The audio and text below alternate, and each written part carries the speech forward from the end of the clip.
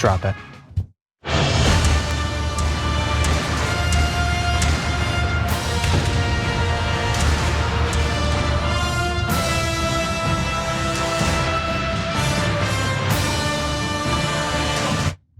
Welcome one and all to, not technically a power panel, I'm gonna keep it real, but powerful in its own right, because it's just us two, me, yes. Iadarola, Mark Thompson, legendary friend of the show, host as well, which we'll talk about. We're here, we're at the table together. Yeah, which is really cool. Normally it's kind of a virtual interaction. Yeah, is that more powerful than three people remotely talking? I think so. I think that you're right to point it out, Johnny. Yeah. I think the table duo is very, very powerful indeed. It's just strange to be able to like look and see you, but you're joining us here today. We did want to talk about your show. Yeah, you don't have to talk about it, but it's good that you mention it because when you're in this world of the YouTube podcast universe, you're always challenged and trying to get the word out. So I appreciate. We've got a lot of the TYT family that does come over to my show. My show is called the Mark Thompson Show. It Makes sense. From we didn't spend a long time on the title. I'll give you that. We came from radio, and that's what the show was called on radio. And then when the radio station up in the Bay Area went away, we just brought the show to YouTube, but we just kept the same name. So a lot of our same radio listeners are there. A lot of YouTube folks who come to TYT are with us, and I'd love for you to join us. We're a live show, 2 to 4 in the East, 11 to 1 in the West every day. And we do a lot of what TYT does with, analysis. And I think it's as you seek independent media for analysis and different takes and some clarity on issues, I'd love for you to check it out. So it's called the Mark Thompson Show. Please subscribe, check it out, and support. Appreciate that. Awesome, available on YouTube. And well, we're gonna, if you're not familiar with Mark, which would be weird, you should be, he's been joining us for a while.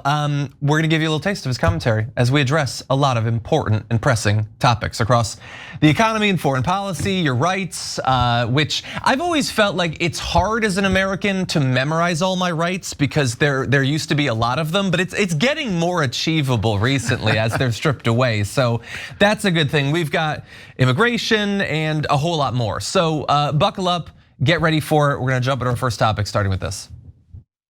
There are 18 very important trading relationships. We are currently negotiating with 17 of those trading partners. China, we have not engaged in negotiations with as of yet. So that is Scott Bessent detailing that there are negotiations ongoing with some of America's main trading partners, but not one of them, the most important one, that being China. And obviously there, he's uncomfortable revealing that, partly because I've literally never seen him look comfortable. Like not once ever has he looked like he's comfortable in his own skin. But in particular, when he's revealing that, no, Donald Trump's been lying. We're not actually actively negotiating with China. They haven't bowed down to the massive tariffs that we put on them. That might not be received well by Donald Trump, and so maybe he's uncomfortable about that too. But now we have a development, okay? Maybe there's movement towards not a normalization of relationships, but at least like going in that direction. Trump posted this on Truth Social, 80% tariff on China seems right, up to Scott B. In other words, not my problem, what am I, the president or something? It's up to him, so if it works, fine, I'll take credit. If it doesn't, it's on him. If our economy or consumers suffer terrible financial damage, hey, it's always been Scotty B this entire time. And so, look, maybe Scott Bessent will be able to work something out. He's gonna be meeting with an economic representative of China in Geneva sometime this weekend. And so that means that maybe talks will begin, but Bessent is also kind of, I think, trying to moderate people's expectations going into it. He said, my sense is that this will be about de-escalation, not about the big trade deal, but we've got to de-escalate before we move forward. 145% tariffs, 125% is the equivalent of an embargo. We don't want to decouple. What we want is fair trade. And because he seems a bit confused about how we got here. I want to remind him, Trump is the one that put those tariffs in, and China matched them, true, which we said they would. You guys said, don't worry, we're gonna hurt them so bad that they'll back off. Clearly they're not doing that. There is some indication that China is worried about the economic damage that would be done if this trade war continues for a long time, and they should be. Trade wars are damaging in that way, but it's clear that Americans are also worried. He's been slipping in the polls when it comes to the economy, and so I think maybe this signifies that Trump realizes that this has gotten out of hand. He's he's not in control of it. And so maybe they will dial back these tariffs a little bit because they're pretty bad. Oh yeah, this reminds me of the meeting that he had with Zelensky when he was criticizing Zelensky about the power of his hand. You're overplaying your hand. Trump overplayed a hand that didn't need to be played at all when it came to tariffs. So you're exactly right, John, when you suggest clearly there's a thawing here, a realization on Trump's part, oh my God, these guys aren't coming to the table. And he was representing that China was calling the entire time, that there are sort of these backroom negotiations or backline negotiations when they weren't going on. I mean, the Chinese culturally don't respond to this kind of smack talking, in your face, ridiculous terror imposition. So now you're seeing the US in the form of Besant beginning to back it down and try to get them to the table, and maybe they'll make some kind of moderate deal in Geneva. The problem is you have to make a big deal. I mean, from 146 to where to get us into any kind of reasonable trading situation. I know that you're going to touch on the percentages because they're shocking. I mean, it really is an embargo right now, and you'll have to get to a much, much, much lower number for this even to be playable. Yeah, and while Trump in that first True Social post that we showed you is like, hey, maybe this is reasonable, but again, it's not really me. 80% is that's still insane. That's utterly, like, imagine whatever you bought recently from China, which is probably most of the things you've bought. 80% over and above what you would have paid 3 months ago, purely because Donald Trump doesn't understand how tariffs work. That sucks. And also, it's effectively the same as 145. Like, at a certain point, this is nonsense. It doesn't mean anything. It's too much. It's simply too much. You wouldn't buy those products anymore. But also, more importantly, you wouldn't even necessarily have the opportunity to buy the products because they're not going to be available. Companies, stores are not going to be stocking these things, whether they're 80% or 145%. There is, let's see. Well, on both sides of that, we'll get to where we need to get that number down for at least companies to start to stock them. But even if tariffs went to 0% this weekend, according to CNN, the US would still likely face in the short term both price hikes and shortages, because for some time, ships have not been coming into port. They haven't been delivering these products. I think Caitlin Collins talked to one of the port managers and said they didn't have a single ship. And you don't fix that overnight. That's just not how it works. It feels like we're in the depths of the pandemic again. But even so, let's say we get to the 80%. So they say even if tariffs fall to 80%, it's not clear that that would actually convince US businesses to import Chinese goods. Economists have said 50% is the make or break threshold for the return of somewhat normal businesses between the two countries. That means that we would actually have access to the products. But I want to remind everyone, they'd still cost 50% more than they should otherwise. And all of this, again, is still just due to Donald Trump. He decided to put us in this mess. He doesn't want to take responsibility for it. Of course he's not. He's never taken any responsibility for anything in his life.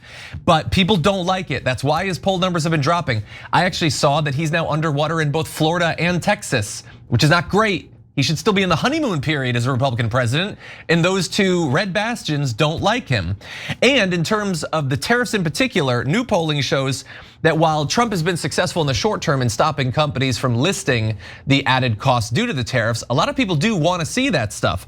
Something like 61% of all Americans want businesses to label the tariff fees. 80% of Democrats, 61% of independents, even 42% of Republicans want that information. Yeah, and these are strong arm tactics on the part of the administration to sweat Amazon and other providers to the point that they don't want to post what the tariffs are actually costing. And if you're a small business, to John's point, I mean, the reason that there are barren shelves is because you can't order these items from China and pay these huge tariffs. It's the businesses that are paying the tariffs initially, and then they have the option of passing that on to the consumer. But they can't even, as you've described, John, with 146 or 80% pay these excruciating tariff rates. So a lot of businesses may even fold in the face of all of this. Yeah, and there's word that Chinese businesses are worried about that in the short term, before they can pivot away from the US market to other markets, that they could suffer some damage. That's one of the calculations I think that Trump is making, is that maybe their economy will be destroyed before ours will, but there is no guarantee of that. And also, someday, if he decides to just snap his fingers and tariffs go back down to 30% or 10% or 0% or whatever, maybe he feels like he's gotten some sort of win. He'll post on True Social about it. But our businesses that have closed down, they don't just get to reopen thanks to that. People have lost their jobs they don't necessarily get those jobs back, certainly not in the short term. And so he's playing games, but I feel like we, including many of his voters, are the pieces in that game. Yeah, and just to your point, and the snap of the fingers is actually a really good way to describe it, because these are impulsive decisions that he's making on when to raise the tariff, when to lower the tariff. And then to your other point about his notion that somehow you're going to outpace the Chinese economy because you have the greatest leverage. Already the Chinese economy is beginning to build relationships around the United States so that they no longer have to count on the United States. Obviously, we're their biggest customer, but they can begin to develop other parts of the world, and they will. Their economy is far more durable in many ways than is ours. Yeah, and if they form those new partnerships, then maybe he snaps his fingers and maybe our economy doesn't recover. Sure. Because they don't necessarily need us. They don't focus on us anymore. So again, he's making a lot of risky Johnny, bets. that this is this guy inherited the best economy in the developed world, and that he could just tank it in the first 100 days. It's extraordinary. Yeah, 100%.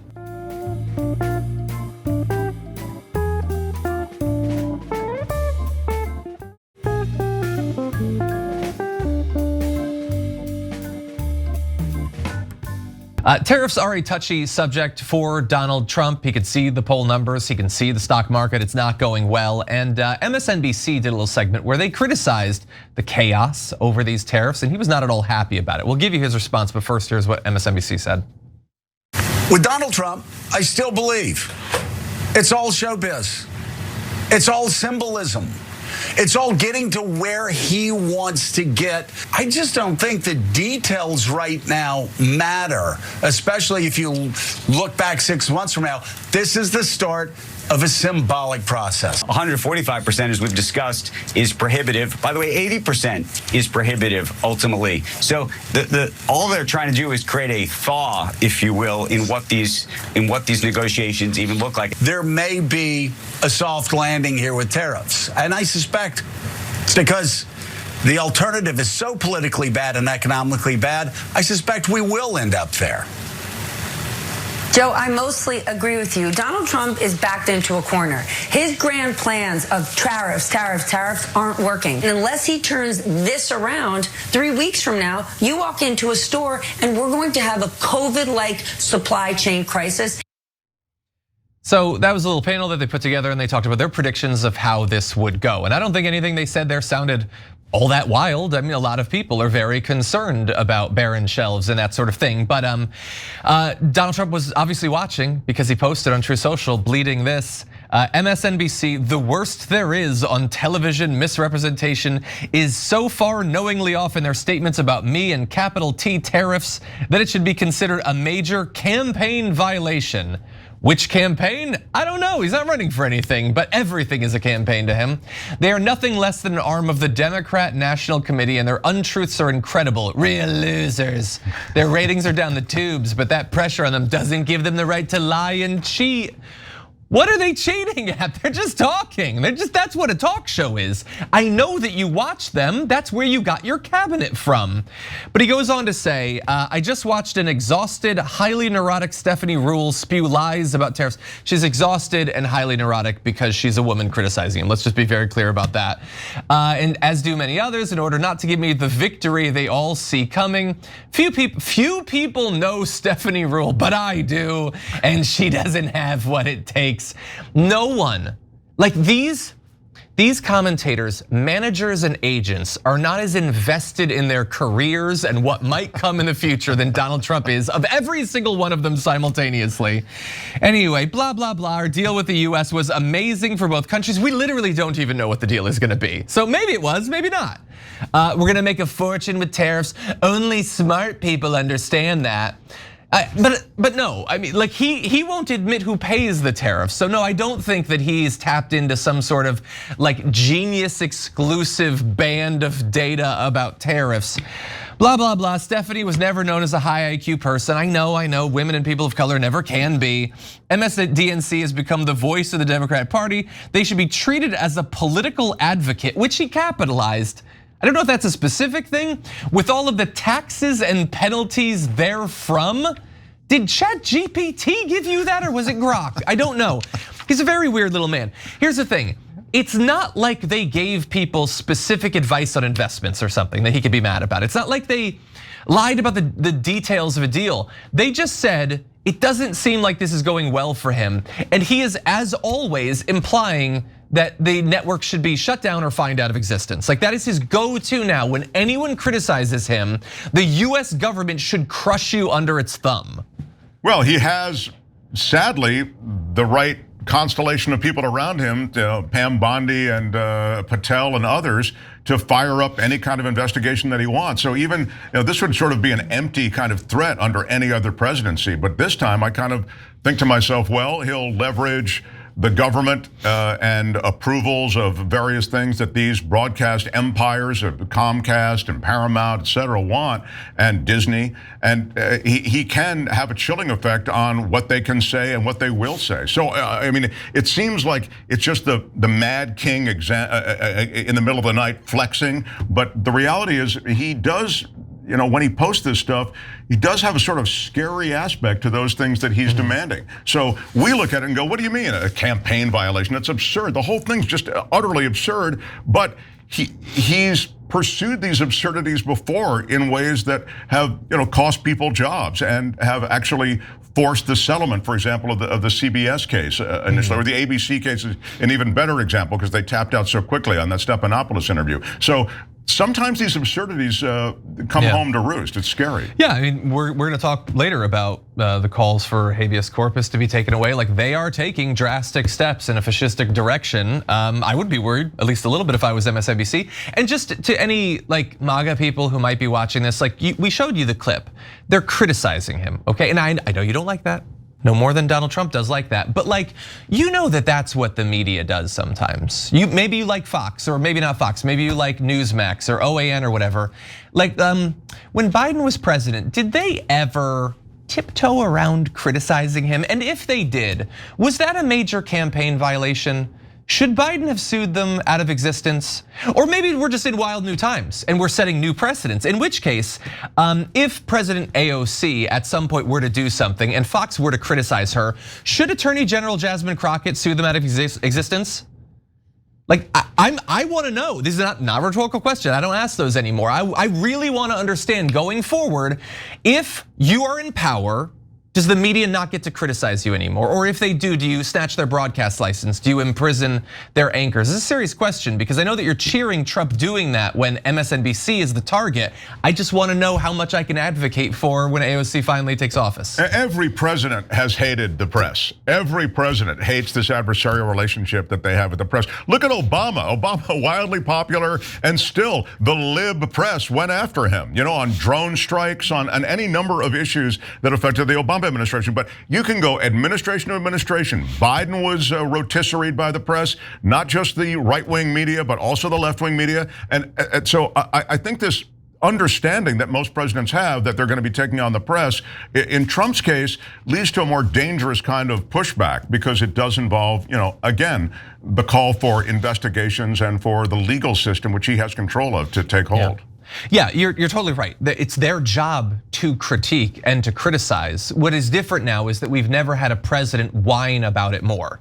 And be more willing to shred the Constitution to shut down the free speech that bothers him so much, that triggers him so much. And he does it knowing that even though he's basically bawling his heart out on social media, his fans, who profess to think of him as some sort of alpha silverback gorilla, they don't see it as the whiny baby boy spectacle that it is. They think it is tough to complain that Stephanie Ruhle was so mean to me. She said I was backed into a corner. She should be locked up for that. Maybe El Salvador. Every true man can see that as blithering, whining, crying nonsense. But for some reason, MAGA isn't capable of it. In any event, we should probably take our first break. There's a lot more to get to, so stick around. Everything's computer.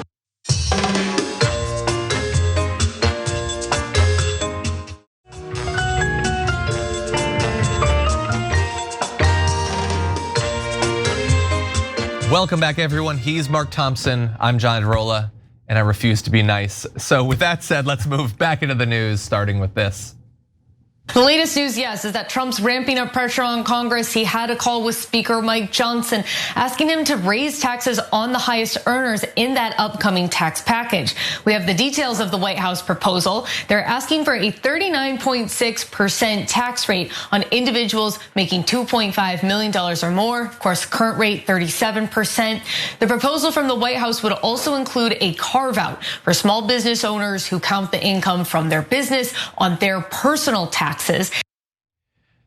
So that right there is the sort of news that's going around that I have to imagine Donald Trump and the Republican Party paid for. This idea based on basically nothing but hearsay that, oh my God, Donald Trump is gonna raise taxes on the wealthy. Oh, maybe he is a populist. Maybe he is a man of the people. And I am, if you couldn't tell I was being sarcastic there, I am begging the media, do not just run with this story when it runs directly counter to everything about Donald Trump and indeed the Republican Party that we've ever known for literally decades. The idea that they're gonna do this, or at least if you're gonna talk about it, talk about how utterly weak sauce it is. First of all, they're not gonna do this, but even if they did, it's a couple percentage points more for people who make more than $2.5 million. So the literal richest people in the country will pay this much more, except they're not going to. It's not gonna happen. They're not actually gonna do it. They're just doing this to get a good news cycle. And if I were them, I would want a good news cycle as I prepare to hand $4.5 trillion to the wealthiest people that have ever lived, that ever walked the face of the earth. But no, all it takes is, let's see, according to reports, Trump met with Mike Johnson and he instructed congressional Republicans to raise taxes on the wealthiest earners as part of his big, beautiful bill. Oh, well, I mean, if there's reports, then maybe he'll really do it. Maybe we should go easy on him. Bear in mind, they're working right now to extend his massive tax cuts, not only for wealthy individuals, but for corporations. The drastic slashing of taxes on those with the most that we've been suffering under in terms of our government's ability to fund itself for literally years at this point. And if you take a look at this, let's put up our next graphic. The effect of what Trump has done to taxes, the effect on the national debt, a thing that Republicans occasionally claim to care about, generally when Democrats are in charge. Right now, we are looking at something like $5 to $12 trillion added to the national debt so that Trump can pay off those who bought him in the last election. That is the story on taxes, okay? Now I know there's people who are reporting on his supposedly wanting to raise taxes on the wealthy, and they have much bigger studios than us. They have much bigger staffs than us. They probably wear nicer suits than us. But this is the story, that he is taking your money, he's taking that money, trillions of it, and he's handing it to millionaires and billionaires. He is lying to you, he is conning you, as he always does, with this fig leaf of populism that even if it were go into effect, would be a drop in the bucket of the money that he has showered the wealthy with, but you're not gonna get that drop. And it bothers me so much that responsible journalists, like we saw in that video, are pretending that this is something real. I mean, it is clickbait, it is a big headline, but it is straight up propaganda. It's exactly what John is saying. It is just to get the populist notion back out there, because the Bernie AOC tour, the clear way in which there is favoritism toward the wealthy, the oligarchy message is getting out there, and now there might be economic hardship associated with the tariffs. I mean, it's easy to lose the plot that he wants his crowd to remember, and that is that he's a populist president working for them. And so he gets this propaganda out there, and as John says, and this, to be fair, it's clickbait. It's a big headline that he would be sweating Mike Johnson and leaning on him to try to get a tax increase on the wealthiest individuals. Wow, that's good copy. It's also total BS. So again, this is all just a piece of propaganda. And sadly, they do it so well. I mean, Trump is a great propagandist. What he's running into now is the headwinds of reality that are getting in the way of that propaganda. But this is nothing more than that. Yeah, no, the whole thing is ridiculous, and it's about to get even more insulting. But that said, I can sometimes be a little bit too hard on the media. So you can report on him wanting to raise taxes if you occasionally like sarcastically wink while doing it, or if you like polish an imaginary test tube or something while you're describing his plan to raise taxes on the wealthy. You could do that, okay? But don't do it with a straight face. That's insulting to your audience. But anyway, Donald Trump has made it even harder for people to buy that this is a thing he's actually going to do, because he decided to post this on Truth Social. Okay, because he knows they're not gonna do the tax, okay? But why are they not gonna do the tax? It's not that he doesn't actually want the wealthy to be taxed, even this marginal increase. It's actually us. We're the reason, Mark, and you possibly watching this. He said this: the problem with even a tiny tax increase for the rich, which I and all others would graciously accept in order to help the lower and middle income workers, is that the radical left Democrat lunatics would go around screaming, read my lips, the fabled capital Q quote by George Bush the Elder that is said to have cost him the election. No, Ross Perot cost him the election. In any event, Republicans should probably not do it, but I'm okay if they do. Okay, so first of all, he's telling the Republicans to not do it. But when they don't, it's us. Because we'll attack him, which yes, I will. But the idea that of all of the things on any given day that I could criticize Trump for, I would criticize him for a marginal increase to the top tax bracket. Has he watched the show? I don't know if he has. I know Marjorie Greene has. Marjorie, you know the answer to that question. That's not the reason, okay? It's not us, it's the donors, damn it. I thought that he was going to say because the Democrats and the libs would take credit for it, that for having pressured me into it, and that's the reason I don't want to do it. It was interesting, he took the right turn there about the election and no new taxes promise, et cetera. The key that you take from that is that was the out loud wink about raising taxes at all, right? He was basically saying, hey guys, that was just a piece of copy. Don't worry about it. Yeah, that's what I took from that. But the rest of it is just Trumpian absurdity. Yeah, 100%, especially when he has been talking against it, both in True Social posts like that, but also in video as well. Take a look. I think it would be very disruptive because a lot of the millionaires would leave the country. You know, in the old days, they left states. They go from one state to the other. Now with transportation so quick and so easy, they leave countries. You'll lose a lot of money if you do that. That would, and other countries that have done it have lost a lot of people. They lose their wealthy people. That would be bad because the wealthy people pay the tax, okay? He's saying don't do a millionaire tax because they're so focused on their money with no connection or attachment to America. That's how he's pitching them, that if you raise their taxes even a bit, they will flee the country. That's what he said.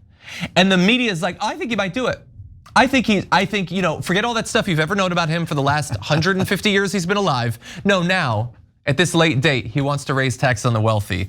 God damn, the media is so irresponsible about stuff like this. Yeah, you cannot take this seriously. No, you can't. And again, it's 2.5. It's 2.5%.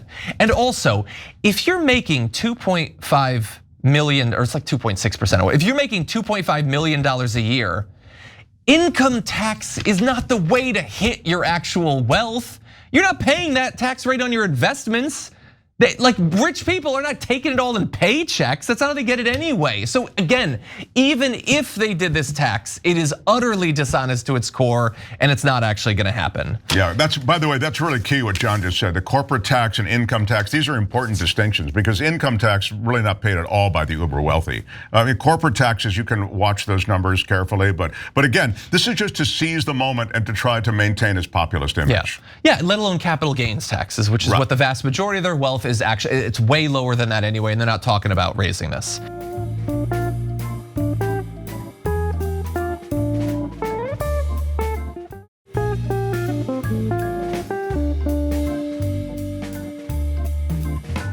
We need to talk about other news, perhaps more optimistic news, so why don't we jump into this? A federal judge thankfully ruled earlier today that the Trump administration would have to release Rumeysa Ozturk, a Tufts University student who was snatched up off the street and effectively disappeared for a day before anyone knew where she'd been taken, and she has been held for many weeks since then. She will have to be released. It's actually possible that she's being released right now as we're discussing this. We're keeping tabs on that, but thankfully it's gonna happen.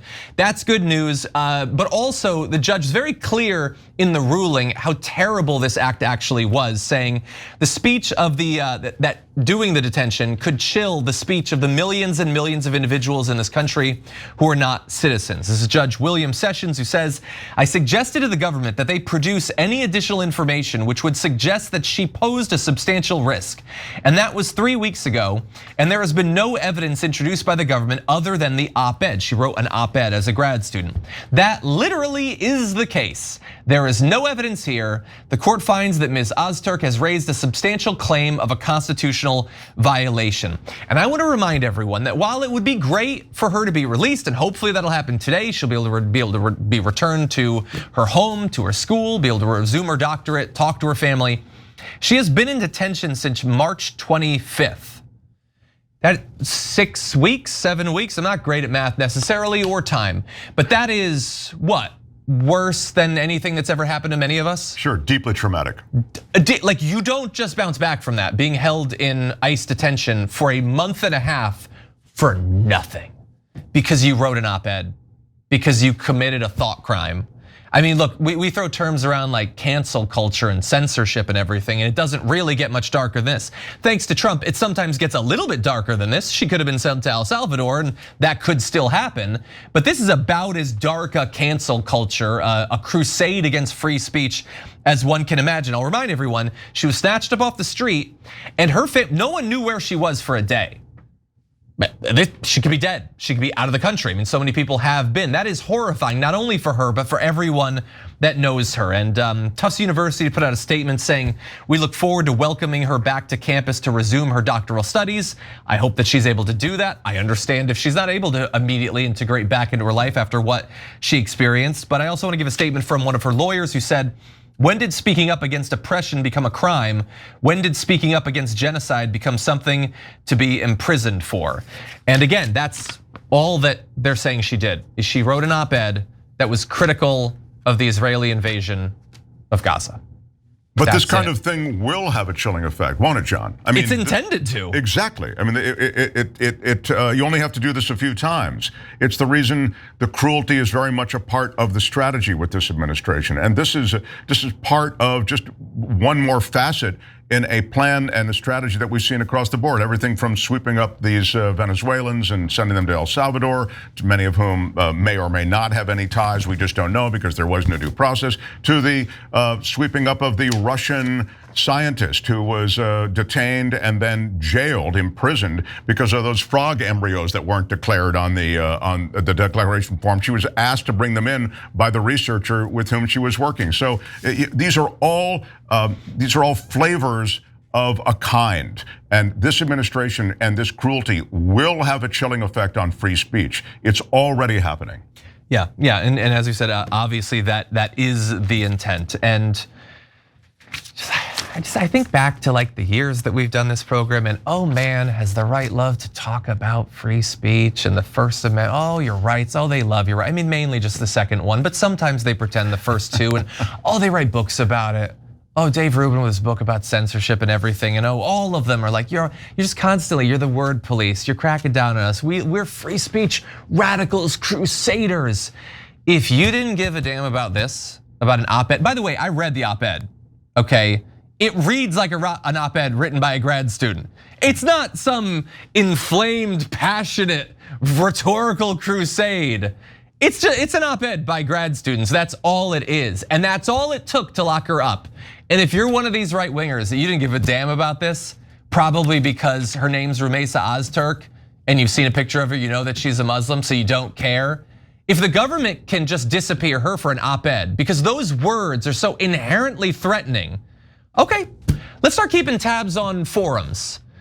Let's keep tabs on social media. Let's keep tabs on the Facebook groups and the Telegram and Signal groups of militias and things like that, because every day they're flooding the digital domains with far more threatening stuff. We can start disappearing them maybe.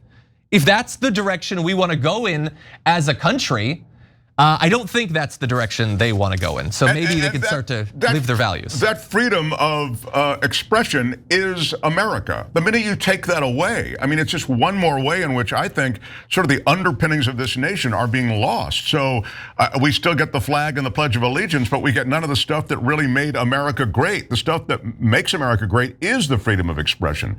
This is a huge, huge deal. And as you say, it can be wielded against anyone. They don't need to go to a forum or in any other way find evidence. Look, they didn't. Even the judge said they didn't really have any evidence here, and sufficient cause. So they don't need cause always. If they decide that you're an enemy of the state, they can disappear you. I mean, this is the new world we live in. Yeah, and as we'll get into more on the other side of the next break, I mean, racing towards fascism. Obviously, we knew that was coming, but also, and I talked about this earlier with Donald Trump and the buck stopping somewhere over there or whatever. Like, deeply unmanly that like she posted an op-ed. I mean, I could I guess try to counter what she said with an argument of my own, but that's difficult and really, really scary. So no, I'm gonna lock her up. Sort of disappear, put her in a cell somewhere. Like for people, oh my God, the movement, not only the free speech stuff, but the debate me, bro. I'll debate you. I'll go on a podcast and we'll debate over it. You guys, you fell apart. You set fire to the Constitution. Your values are gone because of an op-ed. Because the words were very, very scary. I don't know, the adjectives, the adverbs, what was it? A conjugation? I don't know. What scared you so much in that? Again, the right could desperately use some role model that could remind them of what a man is supposed to be like, because there's none of it in the way they've treated so many of these different students. In any event, we should take another break because as I alluded to, they're coming for more of your rights. We'll detail that on the other side of this. Donald Trump's a style icon. That's what I do.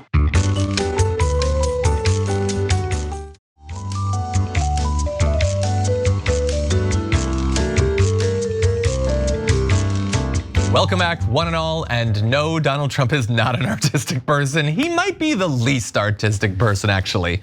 I guess he appreciates Ave Maria, but other than that, I don't think he's got much of an art bone in his body. He made that comment when he was talking about taking over the Kennedy Center, I think, right? I don't remember. I remember when he made that. I feel like that's right. Probably as he was like killing NPR and PBS or whatever. Exactly. That was actually from yesterday. I can't remember what speech it was, but it was directly taken yesterday. Yeah. Awesome. Yeah. Okay. Well, again, regardless of subject, no, he is not. Yeah. Not also, by the way, Brad David sent in a super chat asking if we're going to discuss India, Pakistan. We're not in this first hour, mainly because I need to know more. Like I need to be able to add enough to a story to feel like I've added value to make it worth your time, and I'm just not enough of an expert on that topic. So I'm sure that the channel, the network will be covering it, and I in the future will be. But I want to know more before I dive into it. Okay, with that said, let's jump into this. President Trump has talked about potentially suspending habeas corpus to take care of the illegal immigration problem. When could we see that happen, do you think? Well, the Constitution is clear, and that, of course, is the supreme law of the land, that the privilege of the writ of habeas corpus can be suspended in a time of invasion. So I would say that's an option we're actively looking at.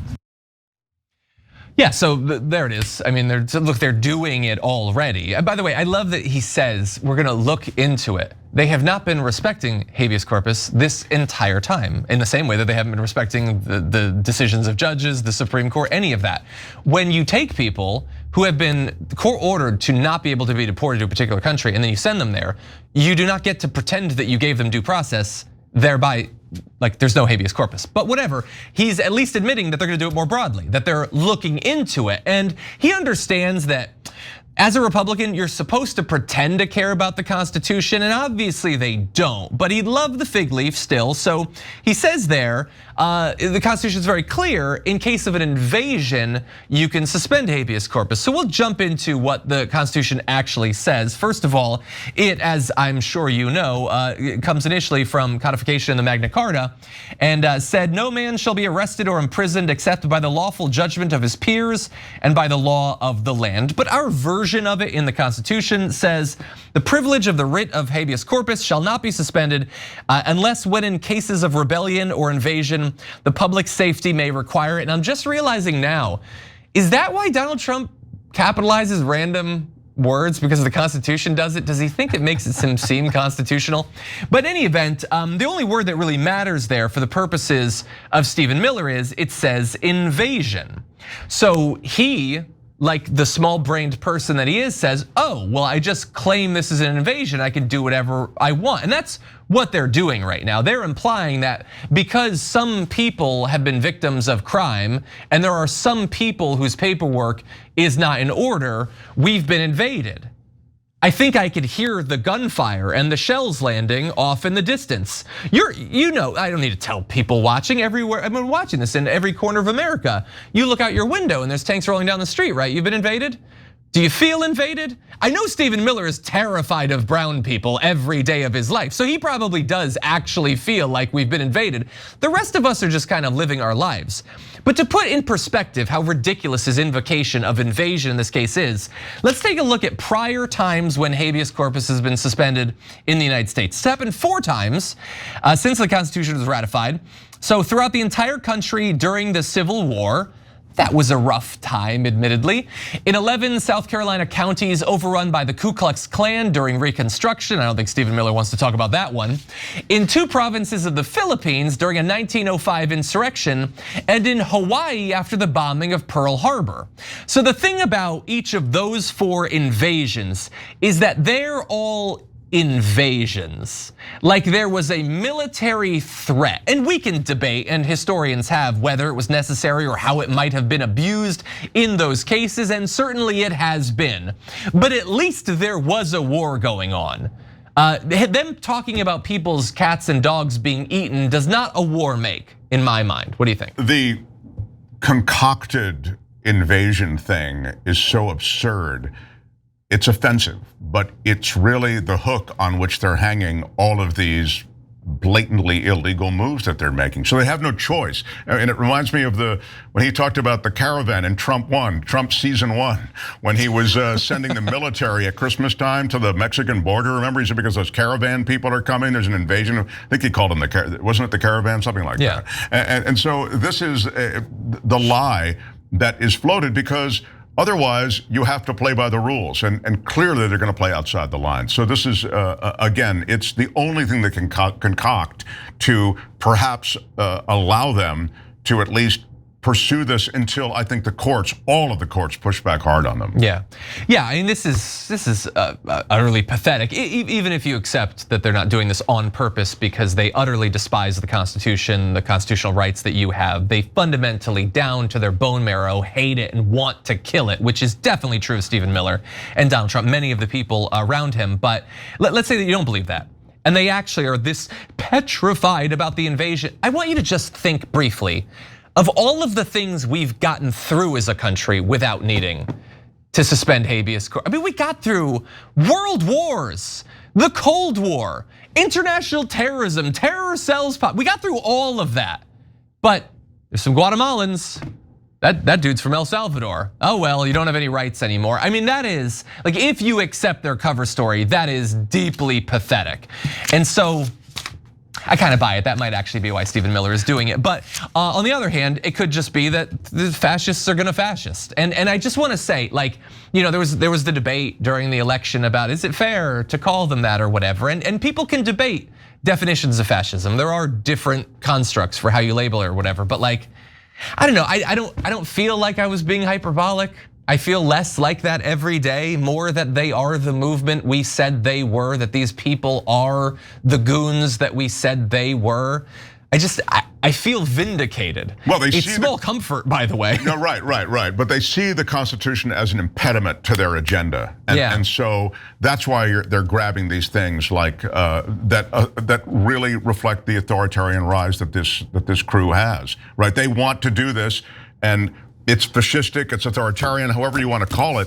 It's a flex, and they don't want anything to get in the way of that flex. They want to get rid of these people, and if we need to grab this excuse about an invasion, well, then that's the way we'll get around this thing, which is an obstacle to our agenda, and that thing is the Constitution. Yeah, and I don't want to do like the knee-jerk thing of automatically slippery slope in this or whatever. What they're doing right now is by far bad enough. That's why we talk about it so much on this show, on the network. But like the idea that Stephen Miller will be satisfied to just end due process for migrants or whatever, for undocumented migrants. Like, come on, who thinks that? You don't think they'll expand that to other migrants? I mean, they are literally already taking permanent residents and shipping them out. Why am I talking hypothetically about things that exist in the past tense? Or for student protesters. I mean, they've said such terrible things. Their signs are very, very scary to me. And there's so many of them. What, are we gonna have a trial for every one of them? For people who commit a variety of different types of thought crime. You just think carefully. You wanna protest against police brutality or genocide or that sort of thing. You think they're gonna be suddenly cool with that again? They're gonna rediscover their love for the First Amendment? When they strip away rights, they get very comfortable. Historically, regimes get very comfortable with you not having those rights anymore. So as bad as things are right now, and they're bad enough for everyone to be as freaked out as they should be, if not more, or as they are, if not more, it can still get a lot darker, I think. In any event, why don't we move on to another topic? We'll turn away from the criminality and more into the area of corruption with this.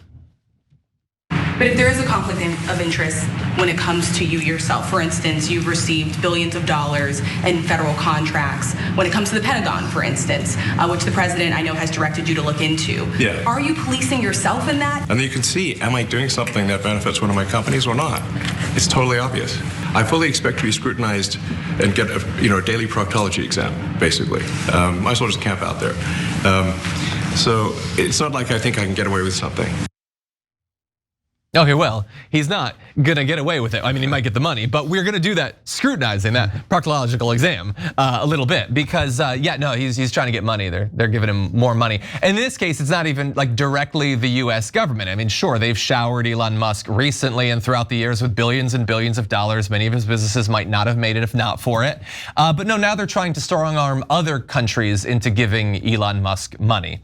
So let's talk about this. This is reporting from the Washington Post, and we've got the country of Lesotho that had been hit on Liberation Day by 50% reciprocal tariffs. So some countries can withstand this for the short term, the long term. For smaller countries with smaller economies, it's significantly harder, and it makes them a little bit desperate. And we have that in this case. And so here's an internal State Department memo obtained by the Washington Post. Says, as the government of Lesotho negotiates a trade deal with the United States, it hopes that licensing Starlink demonstrates goodwill and intent to welcome US businesses.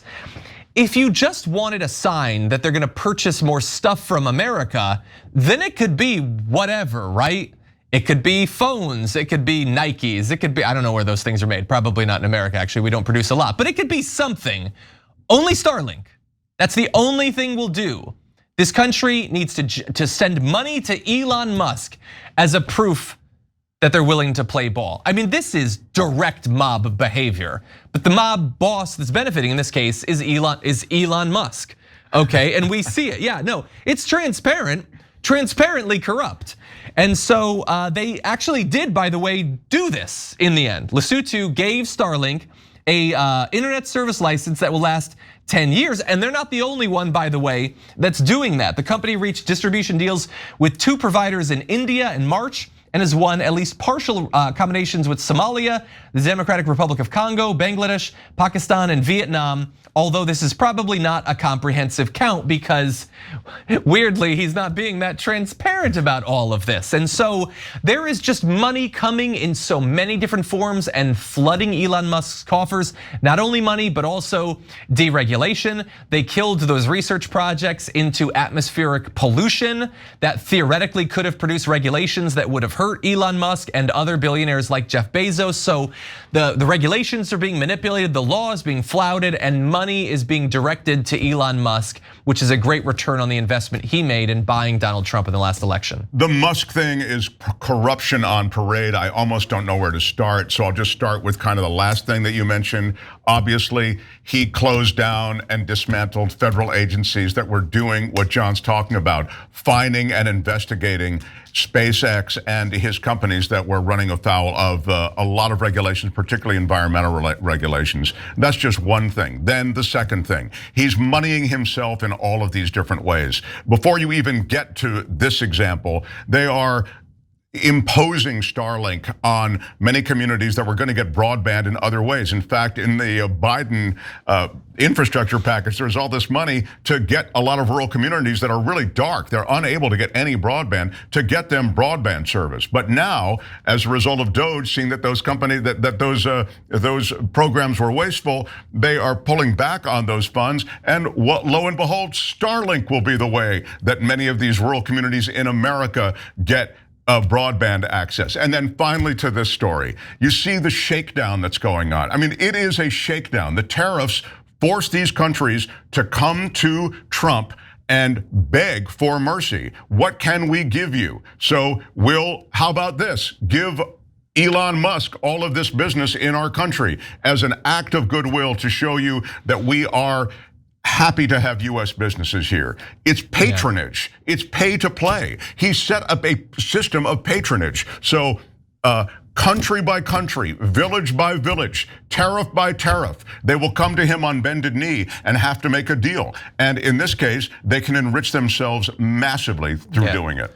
Yeah, 100%. And again, like to the right wingers watching, like imagine if George Soros had this. Right. Like, can you imagine? But this is what you get when your God Emperor is owned by the richest man in the world. It's not actually a good thing when this much corruption is happening. To give you an idea, by the way, of how significant some of this is, because you might think, well, some of these are very small countries, how much money could this possibly be?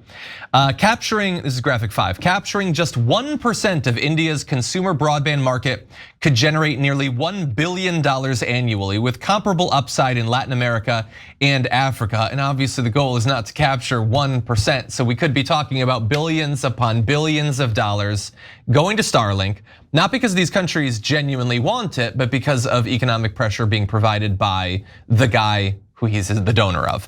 And so that's amazing. By the way, and you rightly pointed out that they killed that section of the infrastructure plan providing the rural broadband.